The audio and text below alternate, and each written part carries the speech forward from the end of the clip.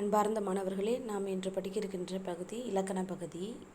இனிக்கும் இலக்கணத்தில் வினா விடை வகைகள் பற்றி இந்த வகுப்பில் அறிந்துக்க போகிறோம். பல்வேறு சூழல்களில் வினாக்கள் வினவுகிறோம், விடைகள் கூறுகிறோம். மொழியின் வளர்ச்சி என்பது வினவுவதிலும் விடையளிப்பதிலும் கூட இருக்கிறது. அவற்றை பற்றி நம்முடைய நன்னூலார் என்ன சொல்லியிருக்கிறார்? அதாவது நம்முடைய பழமையான இலக்கண நூல் தொல்காப்பியம், சரிங்களா? அந்த தொல்காப்பியம் எழுத்து சொல்லு பொருளுங்கிற 3 அதிகாரங்களை உடையது. அதே போல் நன்னூல் அப்படிங்கிற ஒரு நூல் இருக்குது. அதை எழுதினவர் பவணந்தி முனிவர். அந்த நன்னூல் எழுத்ததிகாரம் சொல்லதிகாரம் என்கின்ற 2 அதிகாரங்களை, 2 எழுத்திலக்கணத்தையும் சொல்லிலக்கணத்தையும் சொல்லுகிறது. அதில் நன்னூலார் அவர் தான் அந்த நன்னூலில் வினா விடை, அதாவது ஒரு கேள்வி எப்படி கேட்கணும், அந்த கேள்விக்கான பதில் விடை என்ன என்ன என்பதை பற்றி இங்கே நமக்கு சொல்லியிருக்கிறார். இப்போ வினா 6 வகைப்படுகிறது. அறிவினா, அறியாவினா, ஐயவினா, கொளல் வினா, கொடை வினா, ஏவல் வினா. வினா 6 வகைப்படும். வினாதல் அப்படின்னா கேள்விகளை கேட்டல், வினாக்களை எழுப்புதலுக்கு பேர் வினாதல். அந்த வினா 6 வகைப்பட்டது. அறிவினா, அறியாவினா, ஐயவினா, கொளல் வினா, கொடை வினா, ஏவல் வினா. அறிவினா அப்படின்னா தனக்கு இந்த கேள்விக்கான விடை தெரிந்து கொண்டே ஒருவரிடம் வினாவை எழுப்புவதற்கு பேர் அறிவினா. இப்போ ஆசிரியரோ இல்லை தன்னை விட முதியவர்களோ பிள்ளைகளை பார்த்து சில கேள்வி கேட்பாங்க. அப்போது அவங்களுக்கு அந்த பதில் தெரியும், ஆனால் எதிரில் இருக்கிறவங்களுக்கு தெரியுதா என்பதை தெரிந்து கொள்வதற்காக அவங்க கேட்பாங்க. அப்படி தான் விடை அறிந்திருந்தும் அவ்விடை பிறருக்கு தெரியுமா என்பதை அறியும் பொருட்டு அதற்காக கேட்கப்படுகின்ற வினாவுக்கு பெயர் அறிவினா. தனக்கு விடை தெரியும், மற்றவர்களுக்கு அந்த வினாவிற்கான விடை தெரியுமா என்பதற்காக கேட்கப்படுகின்ற வினாவிற்கு பெயர் அறிவினா. அதாவது பதில் எனக்கு தெரிஞ்சுக்கிட்டே நான் ஒரு கேள்வியை கேட்குறதுக்கு பேர் அறிவினா. அதில் ஆசிரியர் மாணவரிடம் ஒரு கவிதையை சொல்லி இல்லை ஒரு கேள்வியை கேட்டு இதுக்கு பதில் தெரியுமா அப்படின்னு கேட்குறது. அடுத்தது அறியாவினா. அதாவது எனக்கு அந்த கேள்விக்கு பதில் தெரியாது, நான் தெரிந்து கொள்வதற்காக வேண்டி கேட்கப்படுகின்ற வினாவிற்கு பெயர் அறியாவினா. அதாவது இப்போது ஆசிரியர் மாணவரிடம் கேட்டால் அது அறிவினா. அதே மாணவன் ஆசிரியரிடம் கேட்டால் ஆசிரியரிடம் தெரிந்து கொள்வதற்காக வேண்டி கேட்குறான். மாணவனுக்கு தெரியாது அந்த பதில், அதனால் அதுக்கு பேர் அறியாவினா. அடுத்தது ஐயவினா. அதாவது நமக்கு ஒரு சந்தேகம் இருக்குது, அந்த சந்தேகத்தை தீர்த்து கொள்வதற்காக கேட்கப்படுகின்ற வினா ஐயவினா. அது ஐயம் நீங்கி தெளிவு பெறுவதற்காக கேட்கப்படுவது. இச்செயலை செய்தது யார், இச்செயலை செய்தது நீயா அவனா அப்படின்னு கேட்பாங்க. அப்போ இதில் 2 பேரில் யாருன்னு தெரிஞ்சுக்கணும் இல்லையா? நீ படித்தாயா இல்லையா அப்படி கேட்பாங்க. அப்போ படித்தியா இல்லையானா அவங்களுக்கு ஒரு சந்தேகம் இருக்குது, அப்போ தெரிந்து கொள்வதற்காக கேட்குறாங்க. அந்த சந்தேகத்தை நீக்கி கொண்டு தெளிவு பெறுவதற்காக கேட்கின்ற வினாவுக்கு பேர் ஐயவினா. ஐயம் என்றால் சந்தேகம், அதாவது குழப்பம் அப்படின்னு அர்த்தம். இப்போ கொளல் வினா. கொள்ளுதல் என்பது தான் கொளல் என்று கொள்ளுதல் அப்படின்னா பெற்றுக்கொள்ளுதல். ஒன்றை பெறுவதற்காக கேட்கப்படுகின்ற வினா. இப்போ கடைக்கு போயிட்டு எண்ணெய் இருக்கா, அரிசி இருக்கா, பருப்பு இருக்கா அப்படின்னு கேட்குறீங்க அப்படின்னா நம்ம எதுக்காக போய் கேட்போம்? நமக்கு தேவை, அதை வாங்க போகிறோம் நம்ம. அது மாதிரி தான் இங்கே என்ன உதாரணம் கொடுத்துருக்குறாங்க, ஜெயகாந்தன் சிறுகதைகள் இருக்கிறதா என்று கடைக்காரரிடம் போய் ஒரு வாசகர் கேட்குறாரு அப்படின்னா அவர் அந்த புத்தகத்தை வாங்குவதற்காக கேட்குறாரு. அப்பா கிட்ட போய் உங்ககிட்ட 100 ரூபாய் இருக்கா அப்படின்னு நீ கேட்குறேன்னா அதுக்கு ஏதோ ஒரு காரணத்தை சொல்லி நீ வாங்க போகிறேன்னு அர்த்தம். அப்போ ஒன்றை பெற்றுக்கொள்வதற்காக கேட்கப்படுகின்ற வினா கொளல் வினா.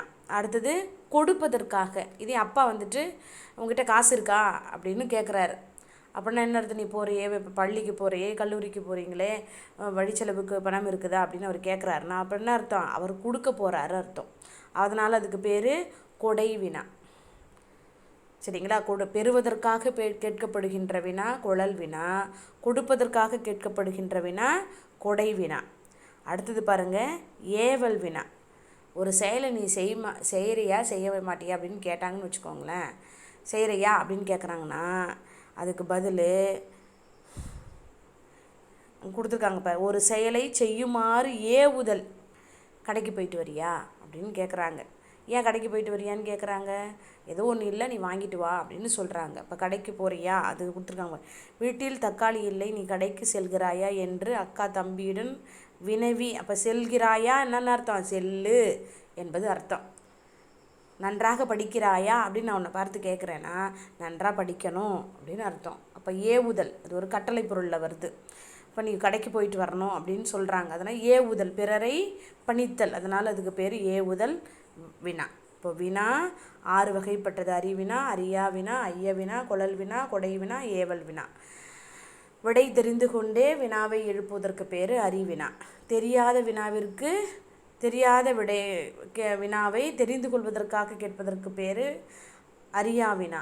ஐயத்தை ஐயம் தீர்ந்து தெளிவு பெறுவதற்காக கேட்கப்படுவது ஐய வினா. ஒரு பொருளை பெறுவதற்காக கேட்கப்படுவது குழல் வினா. கொடுப்பதற்காக கேட்கப்படுவது கொடை வினா. ஒரு செயலை செய்யுமாறு பணித்தலுக்கு பேர், ஏவுதலுக்கு பேர் ஏவல் வினா. இப்போ அடுத்து இங்கே மனவரைபடம் கொடுத்துருக்காங்க பாருங்கள். வினா வகைகள் அப்படின்னு சொல்லி அறிவினா, அறியா வினா, ஐய வினா, குழல் வினா, கொடை வினா, ஏவல் வினா அப்படின்னு சொல்லி. அடுத்தது விடை வகை பார்க்க போகிறோம். விடைகள் 8. வினா 6, விடை 8. சுட்டு விடை, மறைவிடை, நேர்விடை, ஏவல் விடை, வினா எதிர் வினாதல் விடை, ஒற்றது உரைத்தல், உருவது கூறல், இனமொழி என விடை 8 வகைப்பட்டது. இதில் இந்த விடை 8 வகை விடையை 2 வகையாக பிரிக்கிறாங்க. என்ன 2 வகையாக பிரிக்கிறாங்க? கேட்ட கேள்விக்கு வெளிப்படையாக பதில் சொல்கிறது, ஒன்று மறைமுகமாக பதில் சொல்கிறது. அதாவது வெளிப்படை வினா விடைகள், குறிப்பு விடைகள் அப்படின்னு விடைகளை 2 வகையாக பிரிக்கிறாங்க. சுட்டு விடை, மறைவிடை, நேர்விடை, இந்த 3 விடைகளும் நேரடியாக பதில் சொல்கிறதுனால அதை வெளிப்படை விடைகள்னு சொல்கிறாங்க. அதுக்கடுத்து வினா ஏவல் விடை, வினா எதிர் வினாதல் விடை, உற்றது உரைத்தல் விடை, உருவது கூறல் விடை, இனமொழி விடை, இவற்றை குறிப்பு விடைகள், குறிப்பால் பதில் சொல்கிறாங்க. அதனால் அவற்றை குறிப்பு விடைகள்னு சொல்கிறாங்க. இப்போ எடுத்துக்காட்டுகளை பார்த்தோம்னா நம்ம சரியாக விளங்கி கொள்ளலாம். இப்போ சுட்டு விடை, அதாவது சுட்டி கூறும் விடை, சுட்டு விடை. இந்த பேருந்து சென்னைக்கு போகுமா அப்படின்னு கேட்குறாங்கன்னா இந்த பேருந்து சென்னைக்கு போகும் அப்படின்னு நம்ம சொல்லுவோம். இந்த பேருந்து எங்கே போகிறது அப்படின்னு நம்மளை கேள்வி கேட்டாங்கன்னா இது சென்னைக்கு போகிறது அப்படின்னு சொல்லுவோம். இப்போ இது அது என்று சுட்டி சொல்வதனால் அதற்கு பேர் சுட்டு விடை. கடைத்தெரு எங்குள்ளது என்ற வினாவிற்கு வலப்பக்கத்தில் உள்ளது என கூறுதல். இல்லையா? இந்த பக்கம் வலது பக்கம் போனால் வலப்பக்கம் போனால் கடை இருக்குது என்று சுட்டி கூறுவதனால் அதுக்கு பேர் சுட்டு விடை. அடுத்தது மறைவிடை. மறைனா மறுத்து, எதிர் மறுத்து சொல்கிறது. நீ இதை செய்கிறியா அப்படின்னு கேட்டால் செய்ய மாட்டேன் அப்படின்னு சொல்கிறது. எதிர்மறையாக சொல்வதற்கு பேர் மறைவிடை. கடைக்கு போவாயா என்ற கேள்விக்கு போக மாட்டேன் என்று நான் பதில் சொன்னேன் அப்படின்னு சொன்னால் அதுக்கு பேர் மறைவிடை, அதாவது மறுத்து சொல்லுதல். அதே கடைக்கு போறியா அப்படின்னு நான் கேட்டேன் அப்படின்னா போகிறேன் அப்படின்னு சொல்கிறது உடன்படுதல். என்னோடு ஒருங்கிணைக்கிறாங்க, இப்போ உடன்படுதல். அதனால் அதுக்கு பேர் நேர்விடை. பதில் நேராக வருகிறது, நேர்மறையாக, எதிர்மறையாக இல்லாமல் நேர்மறையாகவே. நான் கேட்ட கேள்விக்கு நேரான பதிலே, அதாவது நான் என்ன நினைக்கிறேன்னா அதையே அவங்களும் நினைக்கிறாங்க. நீ கடைக்கு போறியான்னு கேட்டேன்னா ஆமாம் போகிறேன் அப்படின்னு சொல்கிறாங்க. போக மாட்டேன் அப்படின்னா நான் போகணும்னு நினைக்கிறேன், அவங்க போக மாட்டேன்னு நினைக்கிறாங்க. அப்போ அது எதிர்த்து சொல்லுவது, அதனால் அது மறைவிடை. போகிறேன் என்று சொல்வது நான் என்னோடு உடன்படுகிறார், அதனால் அதுக்கு பேர் உடன்பாட்டு விடைன்னு பேர். அதை நேர்விடைன்னு இங்கே கொடுத்துருக்குறாங்க. அடுத்தது ஏவல் விடை. மாட்டேன் என்று மறுத்து ஏவுதலாராக கூறும் விடை. இப்போ ஏவுதல் என்ன சொன்ன, ஒருத்தர் வேலை வாங்குறதுன்னு சொன்னாலே இதை செய்வாயாக, இதை செய் என்று சொல்கிறது பேர் தான் ஏவுதல். இப்போ இங்கே ஏவல் விடை என்ன சொல்கிறாங்க? மாட்டேன் என்று மறுப்பதை ஏவலாக சொல்லுதல். அதாவது நீ கடைக்கு போறியா அப்படின்னு கேட்டால் போகிறேன், போகலை. போகிறேன்னு சொன்னால் நேர்விடை, உடன்பாட்டு விடை. போக மாட்டேன்னு சொன்னால் எதிர்மறை, நீயே போ அப்படின்னு சொல்கிறது தான் ஏவல் விடை அப்படின்னு சொல்கிறாங்க. அடுத்தது வினா எதிர் வினாதல் விடை. சரிங்களா? அதாவது ஒரு கேள்வி கேட்டால் அந்த கேள்விக்கு பதிலை வினாவாகவே உரைப்பதற்கு பெயர் வினா எதிர் வினாதல் விடை. என்னுடன் ஊருக்கு வருவாயா என்ற வினாவிற்கு வராமல் இருப்பேனோ என்று பதில் சொல்லுவது. அப்படின்னு என்ன அர்த்தம்? நானும் வருவேன் என்பது தான் அங்கே அர்த்தம். ஆனால் அந்த பதில் எப்படி வருது? வராமல் இருப்பேனா, படிச்சிட்டியா அப்படின்னு கேட்டால் படிக்காமல் இருப்பேனா, நான் படிக்காமல் இருப்பேனா அப்படின்னு சொல்கிறது. அப்போ அது விடை தான் அது. ஆனால் அது எந்த வகையில் அமைந்திருக்கிறது? வினா முறையில் அமைந்திருக்கிறது. அதனால் வினா எதிர் வினாதல் விடைன்னு சொல்கிறாங்க. ஒரு கேள்விக்கு பதிலை வினாவாகவே சொல்வதனால அதை வினா எதிர் வினாதல் விடைன்னு சொல்கிறாங்க. அடுத்தது உற்றது உரைத்தல். உற்றது அப்படின்னா நேர்ந்ததுன்னு அர்த்தம். இப்போது நீ கடைக்கு போ அப்படின்னு நான் சொன்னேன் அப்படின்னா, எனக்கு உற்றது, வயிறு வலிக்கிறது, அதனால் என்னால் கடைக்கு போக முடியாது, கால் வலிக்கிறது அப்படின்னா எனக்கு இப்போ இது நடந்துக்கிட்டு இருக்குது, கால் வலிக்குது. இப்போ உற்றது உரைத்தல் அங்கே என்ன கொடுத்துருக்காங்க? அவங்க வினாவிற்கு விடையாக ஏற்கனவே நேர்ந்ததை கூறுதல். எடுத்துக்காட்டு என்ன? நீ விளையாடவில்லையா என்ற வினாவிற்கு கால் வலிக்கிறது என்று உற்றதை உரைப்பது. சரிங்களா? நீ ஏன் படிக்கலை அப்படின்னு கேட்டால் எனக்கு உடம்பு சரியில்லை, அதனால் நான் படிக்கலை அப்படின்னு சொல்கிறது. அப்போது அது மாதிரி ஏன் நீ இதை பண்ணலை அப்படின்னு கேட்டால் அதுக்கு ஏதோ ஒரு ஏற்கனவே நடந்த நிகழ்வை உதாரணமாக சொல்லி அதனால் நான் இதை செய்யலை அப்படின்னு சொல்கிறதுக்கு பேர் உற்றது உரைத்தல் விடை. அடுத்தது உருவது கூறல் விடை. இனிமே தான் நடக்கும். சரியா? உருவது அப்படின்னா இனிமேல் நேராக போவதுன்னு அர்த்தம், எதிர்காலத்தை குறிக்குது. அங்கே என்ன கொடுத்துருக்குறாங்க? வினாவிற்கு விடையாக இனிமேல் நேர்வதை கூறல். கடைக்கு போனியா, போயிட்டு வரியா அப்படின்னு கேட்டால், கடைக்கு போய் நான் போயிட்டு வந்தால் எனக்கு கால் வலிக்கும், விளையாடினா உடல் வலிக்கும், சோர்வாக இருப்பேன் அப்படின்னு இனிமேல் நடக்க போகிறத சொல்வதற்கு பேர் உருவது கூறல் விடை. நீ விளையாடவில்லையா என்ற வினாவிற்கு கால் வலிக்கும் என்று சொல்லுவது. அடுத்தது இனமொழி விடை. இப்போ கடைகள்லாம் போனோம் அப்படின்னா அவங்க ஒரு என்ன சொல்கிறது, ஒரு வகையான உத்தியை கையாளுவாங்க. கடைகளில் எந்த பொருள் கேட்டாலும் அந்த பொருள், நம்ம ஏதோ ஒரு பொருள் கேட்குறோம் அப்படின்னா அந்த பொருள் இல்லைன்னு நேரடியாக சொல்ல மாட்டாங்க. இது இருக்குது அது இருக்குது அப்படின்னு சொல்லுவாங்களே தவிர, அது இல்லை நம்ம ஒரு முறைக்கு இருமுறை கேட்டோம் அப்படின்னா அப்போ தான் அது இல்லை அப்படிங்கிறத சொல்லுவாங்க. அதுபோல் அதற்கு இனமாக நம்ம ஒரு கேள்வி கேட்குறோம்னா அந்த கேள்விக்கு நேரடியாக பதில் சொல்லாமல் அதோடு தொடர்புடைய ஒன்றை பதிலாக சொல்வதற்கு பேர் தான் இனமொழி விடை. உனக்கு ஆட தெரியுமா அப்படின்னு நான் கேள்வி கேட்டேன் உன்னை பார்த்து அப்படின்னா நீ என்ன சொல்லுவ? ஆட தெரியும் தெரியாதுன்னு பதில் சொல்லணும். ஆனால் நீ என்ன சொல்லுவ? எனக்கு பாட தெரியும் அப்படின்னு சொல்கிற. அப்போ ஆட்டம் பாட்டம் ஒன்றோடொன்று தொடர்புடையது. நான் கேட்ட கேள்வி வேறு, ஆனால் நீ சொல்கிற பதில் வேறு.